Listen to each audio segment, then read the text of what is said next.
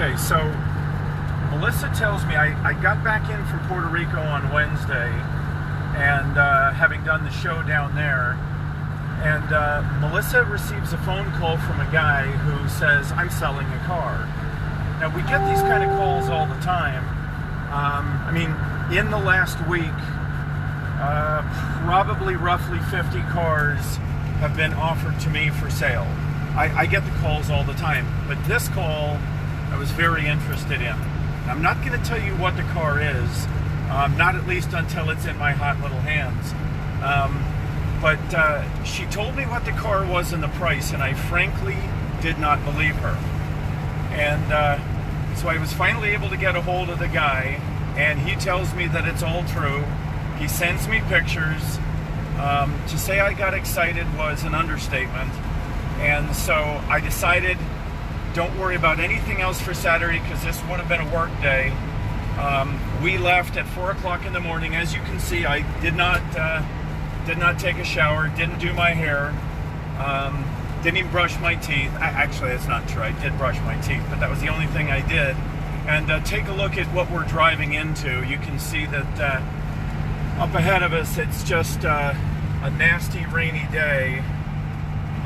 It's been raining pretty much since we left Norfolk. We are on our way to Long Island, but in order to get this vehicle, I needed a trailer, and although I've got trailers, I didn't really have time to deal with getting my car trailer ready, so I just called U-Haul and got a price on a trailer, and that was suspicious because the price on the trailer was too low, but they guaranteed me it was correct. So in about 45 minutes, we will be in the Bronx, loading up a trailer, and then heading to Long Island. So we have a few guesses. People are guessing Corvette. You can guess all you want. Some of you may have the right guess. Some of you might have the wrong guess. And I would say that Camaro and Corvette are both fairly safe guesses, but then you have to be way more specific. C1, C2, C3, first gen Camaro, second gen Camaro, what year, coupe, convertible, all those things. So folks, stay with us. If all goes well in the Bronx, I'll do a quick update, and then the next one is when we actually get out to the house and meet the man and do the deal, because if we don't do the deal, I'm going to lose my mind. If we do the deal, I'm going to have one amazing day. So thanks for staying with me, and I'll be with you very shortly. You're on. All right, so we're going to have a small experience here, and look, for anybody who lives in New York City, they're going to go to sleep during what we're about to do, but we're going to cross the George Washington Bridge. Now, I've driven in almost every continent in the world, and I've driven in probably most of the big cities of the world, but nothing compares to driving the George Washington Bridge. It's the closest thing to Mortal Kombat you'll ever come to behind the wheel of a car. I know there's brakes. All right, so I'm going to have Melissa show you to the front a little bit. See, that car is $15 cash. I think we're going to have to take a second mortgage on this truck because it's a dually that is a 1-ton vehicle. And like, look at this. People that'll just... You need to be in that lane. Oh, shit. All right, well, I guess I got to cut him back off. Easy pass only. No, I can.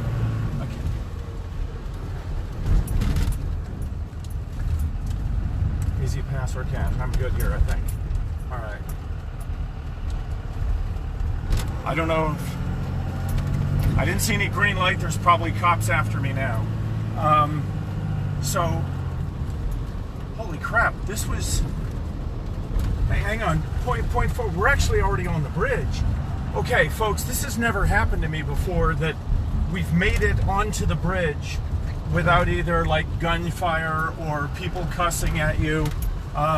So I might have picked the wrong day. Maybe the rain has helped. It's perhaps it's kept some of the faint of heart off the bridge.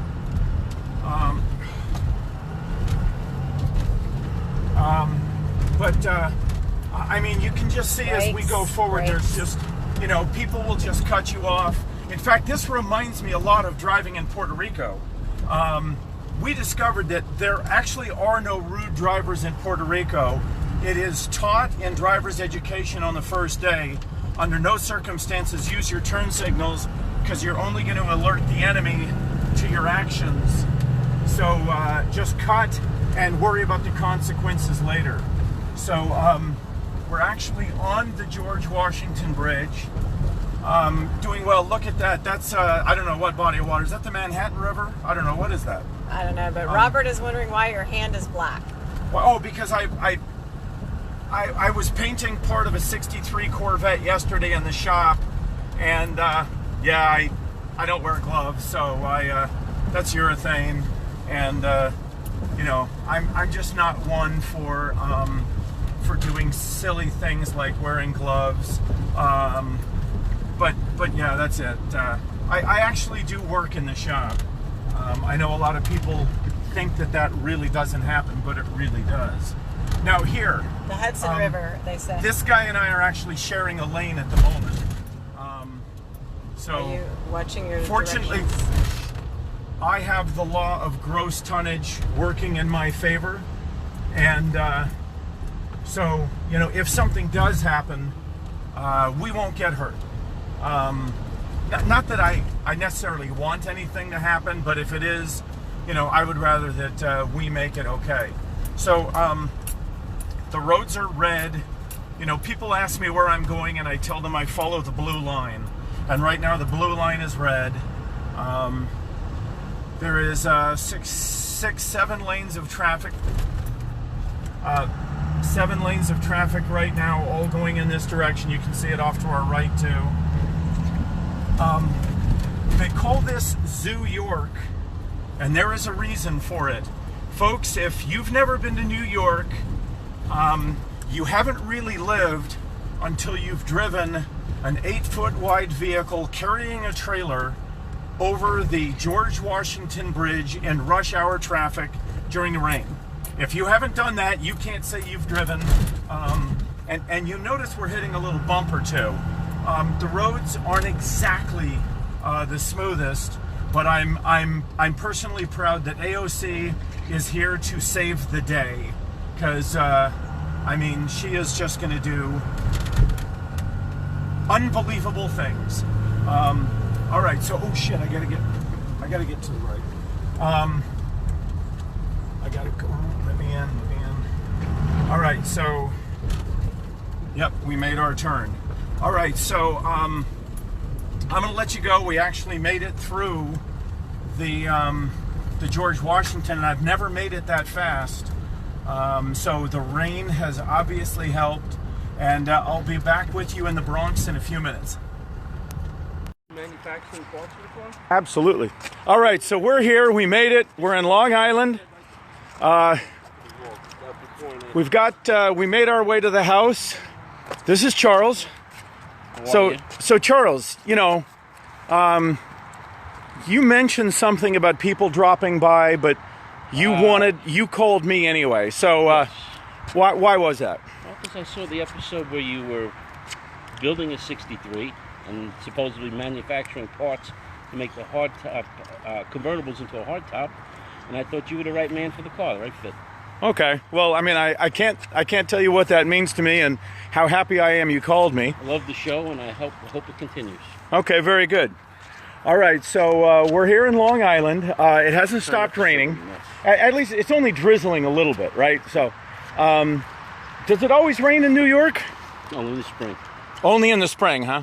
Okay, well, it actually wasn't that bad. In fact, the rain seemed to keep the people off the road, didn't it? Right. We actually made better time on the roads than we ever have. So here's the deal. What is the car?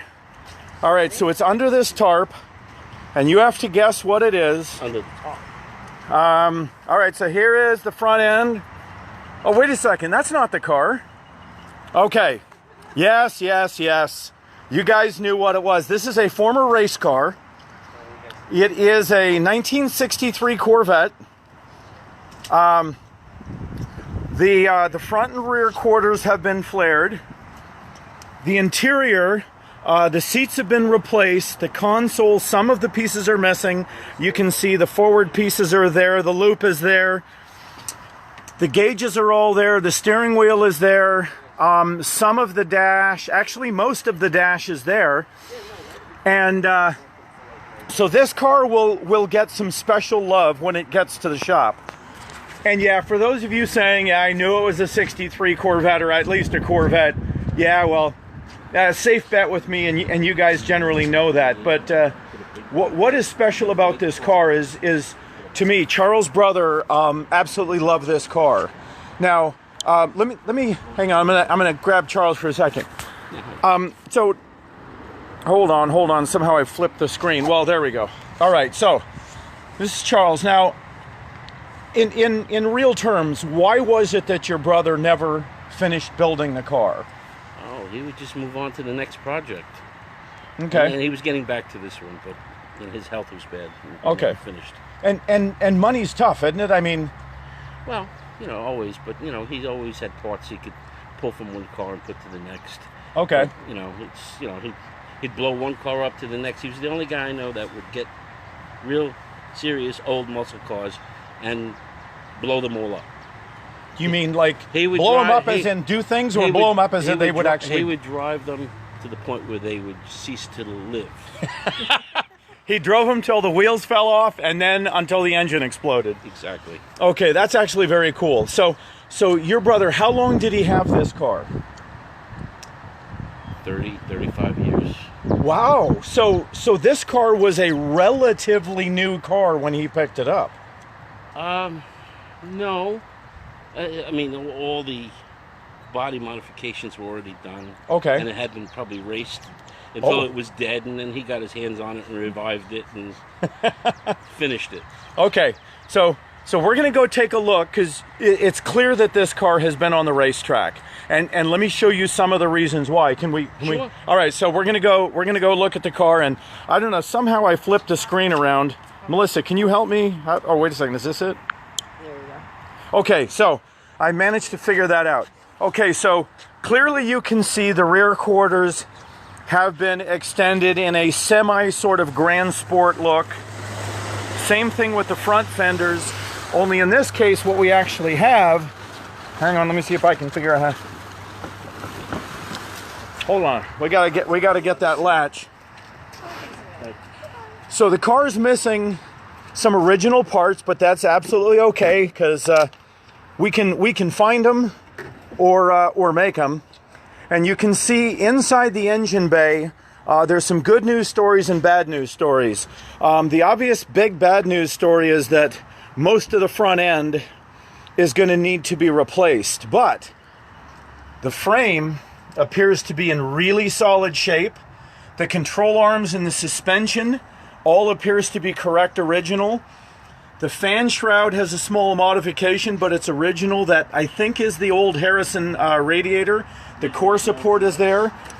This is the wrong motor, so it's going to have to go find a new home somewhere else, but I think we can find a new motor for it. That'll be, and when I mean new, I mean the correct motor.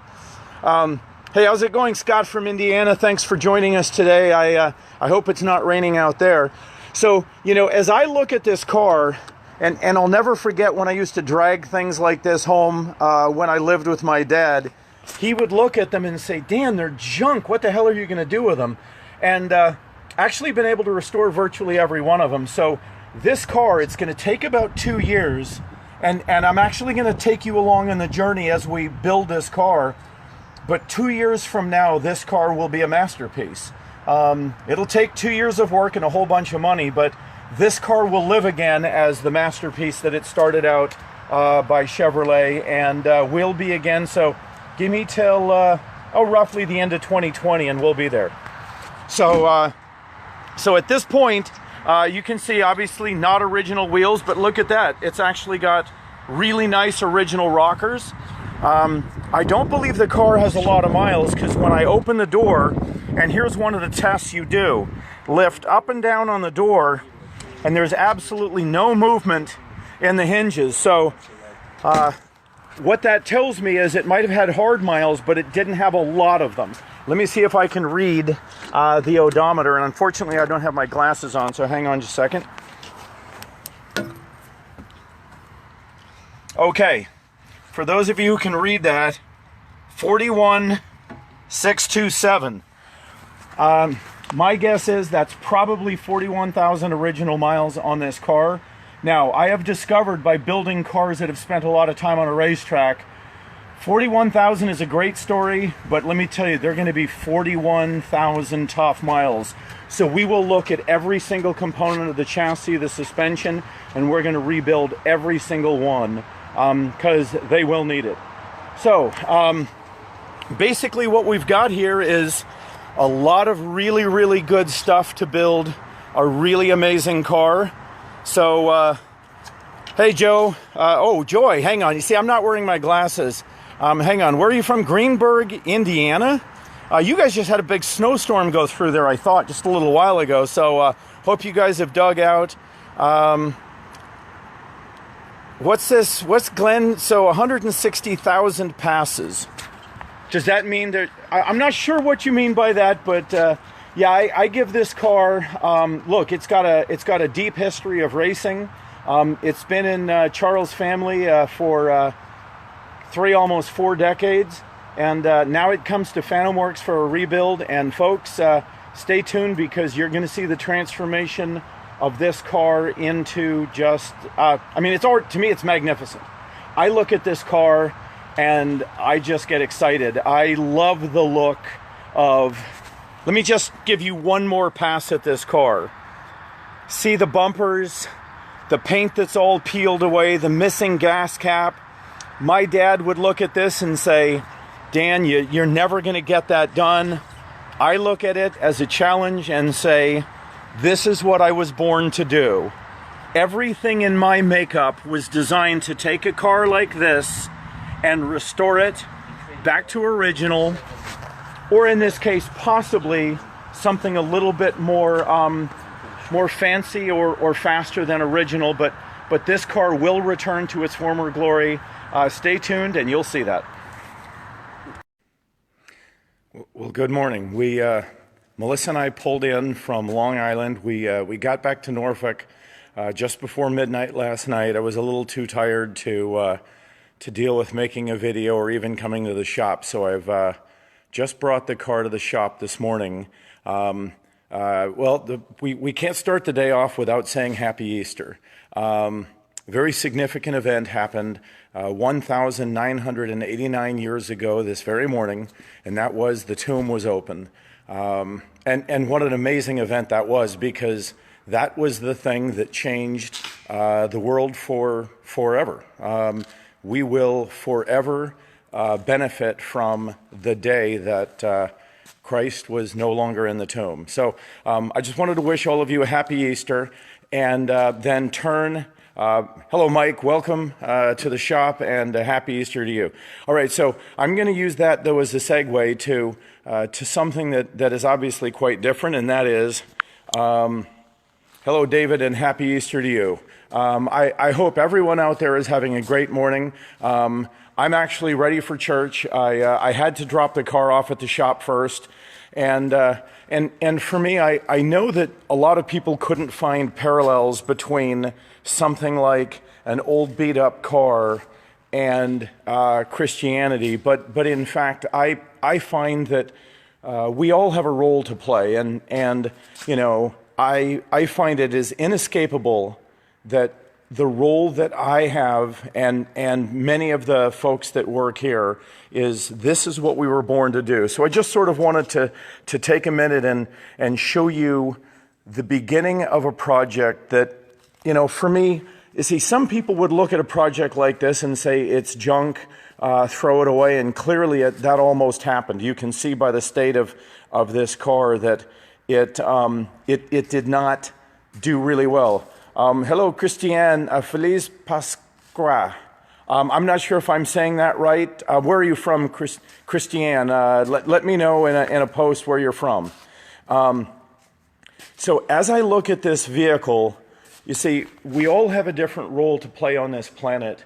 And although I know some may consider my role trivial in that I just take old cars and I put them back on the road, but to me, this is my role in this world. When I look at something broken down, like this car, like many of the things in here, I find that I am drawn towards it, and I cannot leave it until it's done.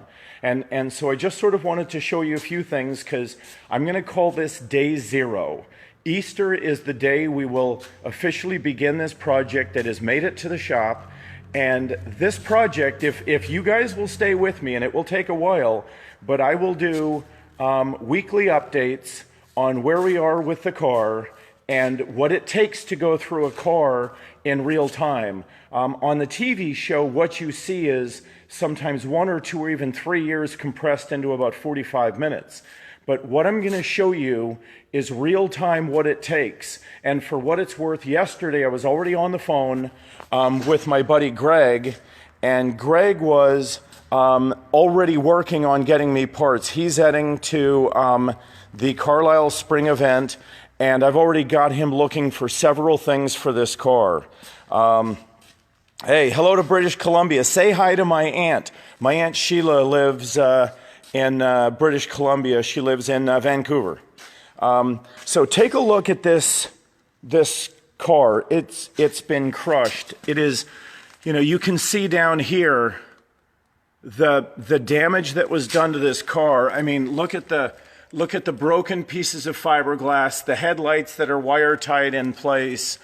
Look at just the structure that's left over, and this is kind of a calling for me. The worse it is, the more I have an interest in fixing it. You can see something smashed into this so hard, it actually cracked and crazed the entire front end. Again, here, this was cracked and crazed. And of course, my favorite part, I am confident that somewhere under all of this fiberglass and bodywork, there is actually a hood. So I hope that what we find is we can cut the original hood out of this car and save it. If we can save the hood for this car, that will be the crowning achievement of just the fiberglass work on this car, because I think that buried under all of that polyester filler and fiberglass is a real original 1963 Corvette hood that deserves another chance at coming back. So, look, I won't hold on to you all long. Texas. Hey, Mark, my wife is from Texas. She hails from a little tiny town called Muleshoe, Texas, where when she left, I think they had to change the sign because it got that much smaller. Barrie, Ontario, that's near where I'm from, right? I'm from Coal Lake, Alberta, and grew up in Ottawa, Ontario. All right, so folks, I just wanted to sort of give you a couple of really interesting before shots.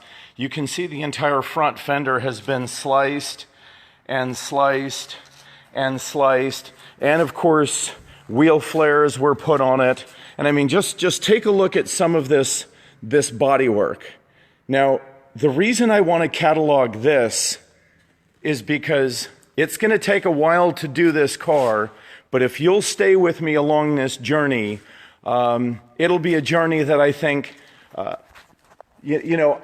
get excited about certain cars. I get excited about them usually if I see a diamond that is so rough, but I still know that it's a diamond, then I want to take it on even more. And this car to me, just the absolute, horrible state of this car tells me that this is going to be one of the most fun projects we'll ever take on. I called Heath yesterday on the way back and described the project to him, and he's already very, very excited to take it on. He loves the reconstruction of cars, and as you can plainly see, this is going to require a tremendous reconstruction. Dave Policini, hi from Canada, but you have to say where in Canada, Dave. You can't just say Canada. Canada's a big country. I happen to know that. All right, folks, so before I run tardy, I've got to take Heidi. That's Heidi for everyone. Heidi is waiting on her turn to go out and you know what dogs do when you take them out, so it's her turn to go do that. I'm going to take her out. Again, to all, happy Easter. I hope this weekend is great. It's absolutely magnificent here in Norfolk, Virginia. And God bless. We will tune into you once a week and sort of follow you with the plan and show you the construction of what is going to be one of the most beautiful cars in the world when we get done with it. I look forward to the journey with you. Thank you. Dave, Ontario. Okay, that narrows it down some, but still, Ontario's a big place. Dave, talk to me later, and folks, take care, and we'll see you around.